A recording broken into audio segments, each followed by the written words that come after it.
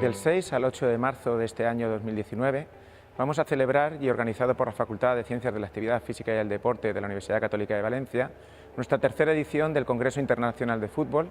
en el cual vamos a tratar diferentes temas relacionados con el ámbito académico, científico y aplicado desde diferentes puntos de vista. Este año contaremos con la presencia de en torno a 150 participantes procedentes de 15 países de Europa y el resto del mundo, además de 40 ponentes que vienen del ámbito académico, del ámbito deportivo, y estarán representados 6 equipos de la Liga de Fútbol Profesional. Será un placer también contar con la participación del área de proyectos deportivos de la Liga. Dentro del Congreso estarán representados diferentes ámbitos dentro del fútbol. Cabe destacar la presencia este año, por una parte, de las nuevas tecnologías aplicadas a la valoración del rendimiento, también la transición desde el fútbol base al fútbol élite. Se trata de una mesa redonda donde estarán representadas por diferentes ponentes, como en el caso de Paco López o Santi Denia, seleccionador sub-19 de la absoluta.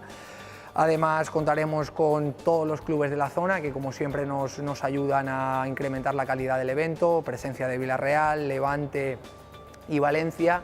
que tratarán sobre su metodología, con el valor añadido de que este año tendremos la oportunidad de visitar sus instalaciones también, las ciudades deportivas de los diferentes clubes. Además, el aspecto social va a estar muy representado, especialmente el último día, y vamos a contar también con la presencia de una mesa redonda que, coincidiendo con el Día de la Mujer, donde el fútbol femenino, que está ganando cada vez más relevancia, va a estar ampliamente representada, con la presencia de los clubes de los principales equipos de la zona, Levante, Villarreal, Valencia, y diferentes jugadoras profesionales, como es el caso de Ruth García. La Facultad de Ciencias del Deporte de la UCV cuenta con este tipo de eventos, con la voluntad de convertirse en un centro de referencia a nivel nacional en la formación en el ámbito del fútbol. Para ello, además de realizar esta tercera edición, se viene trabajando en un máster internacional en el ámbito de la metodología y de la valoración del rendimiento en el fútbol,